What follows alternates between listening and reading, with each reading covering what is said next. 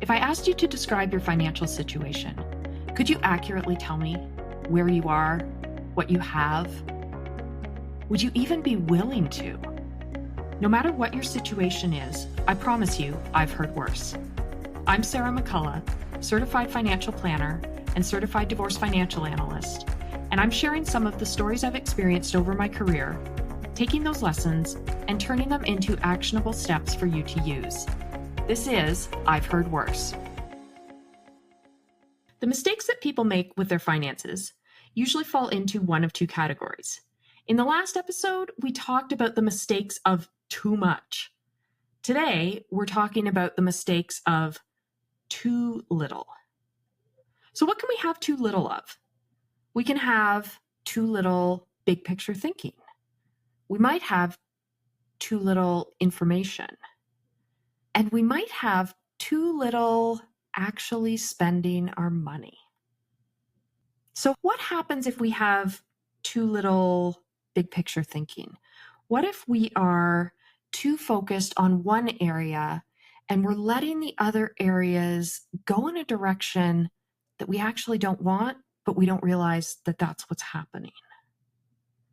A common one where we've got too little big picture thinking is a rapid pay down of a mortgage. We think this is going to solve so many things, and we think all of the other things are just going to wait. We'll save when the mortgage is done. We'll worry about this when the mortgage is done, because once the mortgage is done, it's such a huge, big, obvious thing. Once the mortgage is done and the house is paid for, that's our security, and we'll get to everything else later. So why doesn't that solve everything? First of all, let's talk about the one thing that it does solve, because it does solve something. This is why this idea persists, because there's truth in when you pay off your mortgage, you're no longer paying interest on debt to the bank. That's true. You've saved the interest payments. The faster you pay it off, the less you pay in interest. Very true. But a paid off house can't fund a retirement. A paid off house can't pay to fix its own roof. If it has consumed all of your cash, you're not going to feel like you have any financial flexibility. You're not going to be able to do other things that are also important to you. And so what sometimes can happen is that people almost become trapped by their house. If it is your only asset, or it is your largest asset by far, the only way to retire and access that is to sell the house. And based on my experience, you probably don't want that outcome. You probably partly accelerated the payoff because you love the house. And you didn't realize that by delaying these other things, you were giving them up or making their possibilities smaller.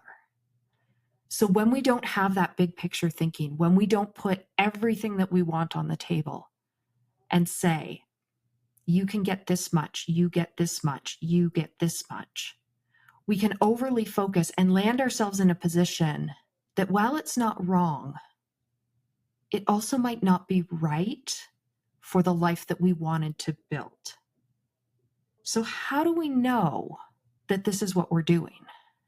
With my house example, if you're telling yourself that you'll get to saving for retirement later, if you have put off things to pay down the house faster, I want you to take a look at what are you giving up now that maybe you could do some of? What happens if there's a balance? I want you to take a look at, honestly, what does it look like to save for retirement once the house is paid off, because you're going to have a much shorter time to do that. I want you to really sit down and think about your goals and how are you going to meet all of them. You've met one, or you're on your way to meeting one, but the others matter too. So if this is the only thing and you have put off everything else, then I want you to reassess. That still may be your answer, but it will be your answer in context of your entire situation. So the biggest risk with too little big picture thinking, when we only focus on one thing at a time, and it's usually the biggest, most obvious thing, it might not be the most important thing though. And so if you've been focusing on this to the exclusion of other things, the way to correct that is to really sit down and think, what are my priorities? Yes, paying off the house is a priority. It's going to stay on the list, but it might not get the top spot. So I want you to really sit down and think about your priorities, rank them, and then actually look at where is your money going. Because if most of your money is going to a third, fourth, or fifth priority, and your top two aren't getting any money, maybe it's time to readjust. What if you've gotten trapped in too little information? This is, I would say, one of the most common problems that we have with our money today. And it's largely because the internet has gifted us with so much information from all directions. And we focus on headlines, we focus on tiny pieces of information, and we maybe don't look at what's behind that. What else is true? So this one is really easy, especially when we have access to so much information. And this is how we function. If we can grab a short piece of information, apply it to ourselves, and then think, great, that sounds good. I like that outcome. And then off we go. And we don't know what we don't know, because by definition, that's hard. So here is the biggest too little information category that has been driving me crazy since 2019. The Delay Your CPP Payment campaign. And I say campaign because I borrowed that word from a headline that was recently in the Globe and Mail. Because the author of this study, link in the show notes, is on a campaign, on a mission, determined to have more people delay their CPP payments. Because you get more money. It's true. It's not wrong. But what's missing in that is your specific context, your specific goals. Yes, you get more money if you delay from 65 to 70. Your CPP payments will be higher. Attached to that is your other investments will be lower or gone. Or maybe you spent less because you were waiting for CPP because the headline told you, basically, that you're an idiot if you don't. That's just not true. And it really might not be true in your situation. But that's not what gets talked about. What gets talked about is this idea of delay is best. But if you go to the study, it specifically says, we didn't look at situations where clients retire before age 60, in which case you stop contributing to CPP. We didn't look at that scenario because that'll change the outcome. We also, the study says, didn't look at the dynamics between partners, between spouses, because there is a survivor benefit for CPP, but it's not what you think it is. And so we didn't look at that dynamic in this study because it's complicated. And we just didn't look at it, which is fine. What's not fine is that people don't know that. And people are making decisions to delay when if they knew what their context was and knew what it looked like both when they delayed and when they took it at 65, or maybe even, gasp, when they took it early, sometimes the outcome is more aligned with their goals and their situation. But that headline hasn't been anywhere in the last 6 years. And that's not fair. So we can make big decisions based on too little information. And it's so easy when we have an information spewing system that doesn't maybe give us the full context and doesn't maybe say, hey, watch out for this, because that's a clunky headline. Hey, delay, except if you are in a relationship and one or both of you have health issues and one or both of you retired before 60. That's not a headline. Nobody's going to click on that. The media's job is to get you to click on the article, to read the article. Hey, this is complicated. Doesn't get as many clicks. So what can happen if you make a decision on partial information? We've talked about CPP. This is a big one for most Canadians. This is also, again, true with mortgages, debt repayments, savings. If we only work on partial information, we can be driving ourselves down a path that we don't want. We can be driving ourselves over a cliff and not know, because we didn't know what we didn't know. So how do you know that you don't know? This is where you need to talk to a professional and you need to ask questions. If you meet with a financial planner, you're going to get all kinds of options in all kinds of areas. The CPP question for my clients usually generates about 6 different scenarios.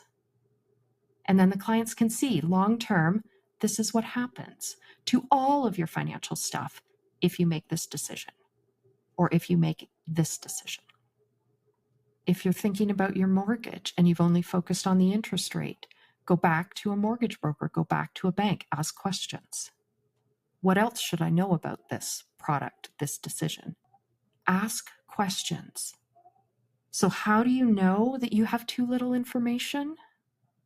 Think about the last time you asked a question before you made a decision. Think about the last time you said, what if I didn't do this? What if I did it differently than the way you're proposing? How else could I do that? If you haven't asked those questions about any of your finances, I want you to think about it. Just ask the question. That's how you know that you might be trapped in too little information. Because if you can't think of when you last asked a question, then you're probably doing it. So ask questions. Get information related specifically to your context. A big reason that prospective clients come to me is they say, I've heard about this, I'm thinking of doing this, but I want to know everything. I want to know my options. I want to know if this is the best decision for me today and also tomorrow. What is the outcome of this? So asking questions, digging further is how you correct this one. Too little actually spending money. That sounds ridiculous and happens a lot. Why? Because we're uncertain. Because human nature, if we are uncertain, if we are missing information, we will often hesitate. We will pull back. We will make sure that we can let that money go before we let it go. But if we don't know our situation, we can't be sure, so we don't let it go. So how do you know that there's actually been too little spending going on in your life?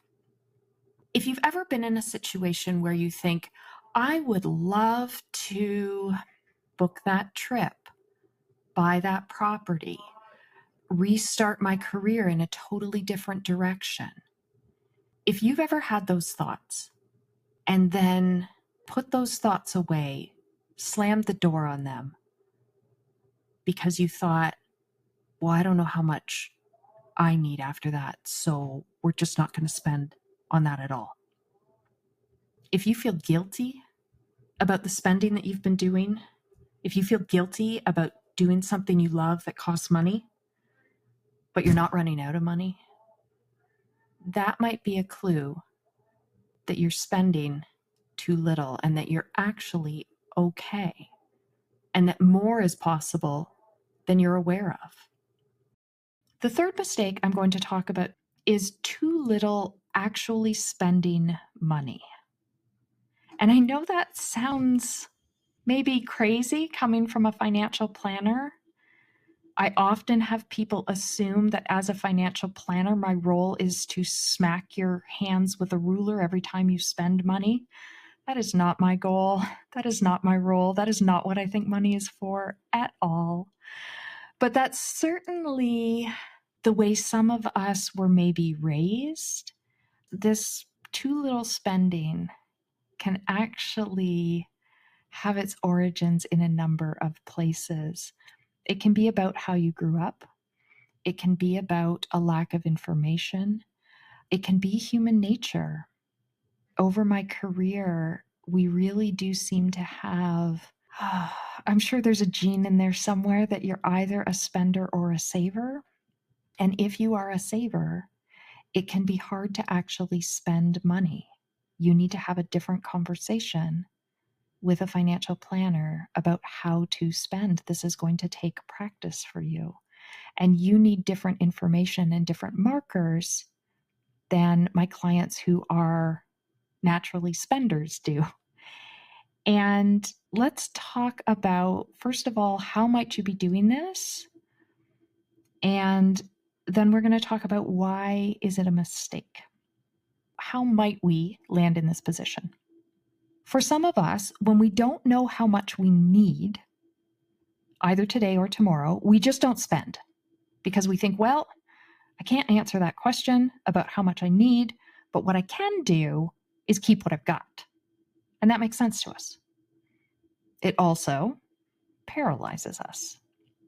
Sometimes we don't spend because we feel guilty about how we made the money. Maybe we inherited it. Maybe we made money quickly. Maybe we made money doing something that we love or something that comes easily to us. This happens a lot. A lot of my clients talk about feeling like they don't deserve the money. I never thought I'd be in this position. And what they mean is, I never thought I would have this much because maybe I didn't grow up like this. Maybe my family didn't have it.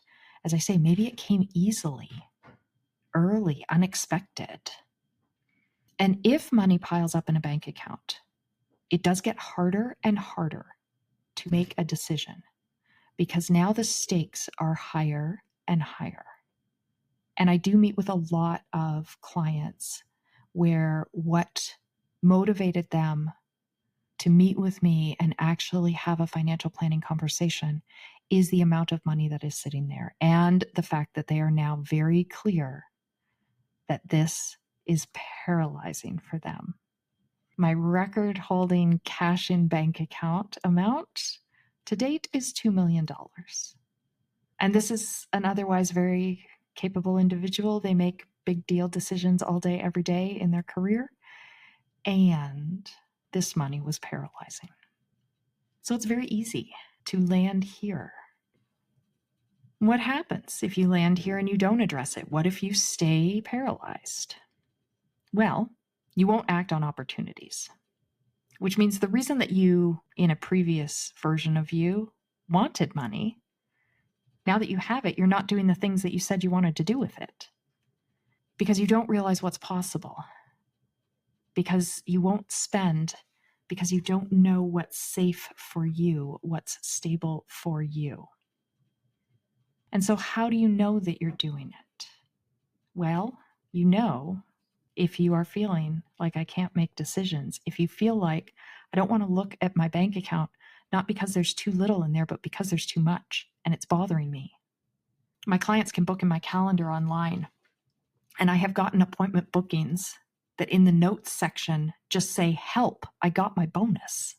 And what they mean is I was already feeling overwhelmed with how much cash is in there, and now there's more cash in there. So if that's what you're doing, how do you start to solve it? If you're not ready to do a financial plan or have a financial planning conversation, one of the ways you can solve it is to make a higher level decision. If a bonus landing is stressful for you.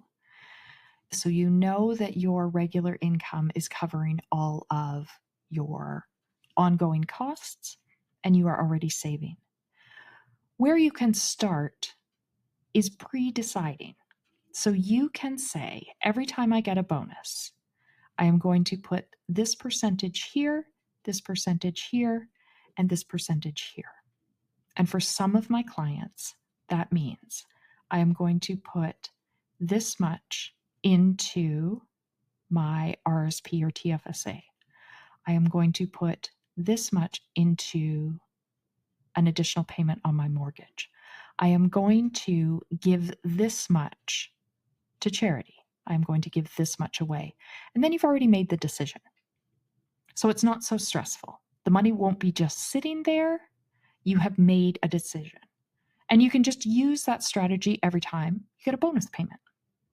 If you are really having trouble spending, I often recommend to my clients that they open a separate bank account and put an overage amount in there. I've talked to the clients, we agree on the amount, and that money is actually meant to be spent. So depending on the client, we have an agreement on specifically where this money is going to be spent. For one family who said they wanted to give to charities, they certainly knew they had the means to do so and still be financially stable, and they just weren't doing it. You know, the end of the year would pass, they hadn't done it, we'll do it next year. We don't have time to look at organizations, we don't know how to evaluate this, so we're just not going to do it. For that family, we did open a separate bank account. They each had their own. They put $5,000 each in that account. And the goal was by the end of the year, they had chosen a charity and given it away. And so what that does is clarify the decision. Because prior to that planning conversation, what they could articulate was, we feel like we have too much money. We've been very successful. We don't fully feel like we deserve it. And there's too much sitting in our bank accounts. We would like to give money away, and we don't know how to do that either. So instead of having that conversation, and instead of having that running around in their head, now what they had was, we've agreed to give away $5,000 each this year. By this date, we are going to choose an organization that will receive the money. That's different. That's just different. That's a thing that you can do. Sometimes I recommend that a client has a separate bank account because they are having trouble spending on themselves, because it feels frivolous, because they don't need anything. And sometimes we're not talking about needs. Sometimes your needs are taken care of, and we are talking about wants. And that's important too. And so for one of my clients in particular, they did have an account that a percentage of money went into, and the goal was to spend the money on something they wouldn't have bought for themselves otherwise. This was a challenge for this client. They polled friends on what to buy. They got numerous opinions. And what they ended up settling on was a watch. And they really love the watch. And that's really fun. And now this person finds that when they travel, they will start to look at watches where they are. And maybe there's another watch in that future. But that's been a really fun way for people to start just clarifying, can I be doing more things than I instinctively know is possible? So again, the goal of this episode is not just to highlight mistakes that can happen. It's also to give you an idea of how do you know when that's your mistake? And if it is, what do you do about it? Because I really want you to remember, maybe these mistakes aren't yours. Maybe you're not making mistakes. Don't assume that just because I'm talking about them, one of them must apply to you. Maybe they don't. Maybe you're not making a too little mistake. Maybe you're making a too much mistake. Or maybe you're not making any mistakes at all. That's great. I would love to hear about that too. I would love to hear if you have listened to the episodes, all of the episodes so far, and you feel like I am just really happy with where I am with my money right now. I love to hear that. My goal is to change your relationship with your money. If you have already done that, If you have somehow arrived at a place that feels great for you, I would love to hear about it. If you listened to this episode and there was a point where you thought, oh, God, that is exactly me. That's what I do. That's what I do all the time. Then I'm excited about that too. Because now that you know, you have a way to fix it. Partly because you know, partly because we've talked through how to do this, and partly because you also know that there are people who will help you solve this if you need a third person, an outside party, a sounding board, expertise. So there will be some links in the show notes. One of them that we're going to add for this episode is the link to the original Delaying CPP study, because I think information is so valuable. And the information in that study is absolutely valuable. What I want for you is to understand what that research shows you, how that research applies to you, what the limitations of that research are, and how to use that information to make decisions. My frustration with the current state of affairs with that research is that the media often hasn't been clear. And what I want for you is clarity. I want full information for you, not partial. And I want you to understand your own context. So we will put a link to the original study in the show notes. And just by landing on that site, it will lead you to the other research that's currently being done that may be of interest in your situation. So again, I am so glad that you have listened to at least one episode with the word mistake in the title, because it can be hard to face where we are with our money. Sometimes our current situation is not where we want to be. But without understanding where we are not going to move out of it in a direction that we want. We are more likely to be pinned in our current position or to get pulled further into a situation that we do not want. Thank you for listening. Make sure to check out the other episodes. There are 12 in this series, each one focusing on a different important aspect of financial planning. You can listen from start to finish, or pick and choose the episodes that matter most to you. Consider sharing an episode with someone else who needs to hear it. Thank you for liking and subscribing. And remember, no matter what you think of your financial situation, I've heard worse, which means you and I can make it better.